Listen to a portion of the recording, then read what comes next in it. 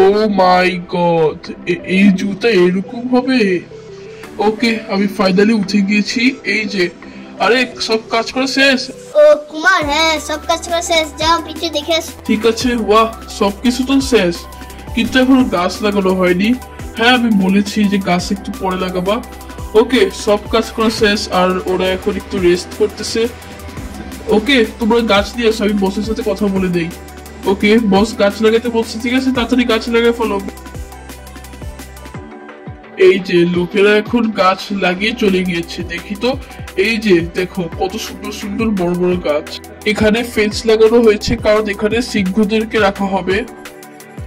আর এখানে একটু ফাঁকা দেওয়া হয়েছে, কারণ ওইখানে সিংহ আর ক্রোকোডাইলের খাবার দেওয়া হবে।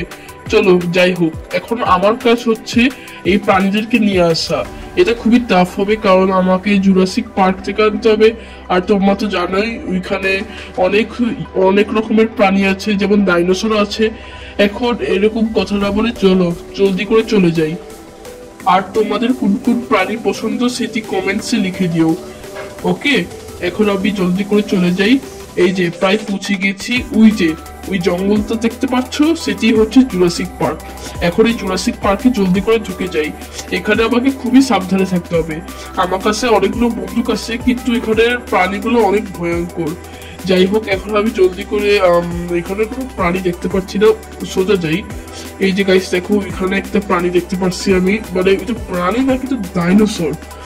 গাইস এই ডাইনোসর আমাকে মেরে ফেলতে পারে, আমি অ্যাটাক করার ট্রাই করতেছি। না না না, চলো পালাই যাই এখান থেকে।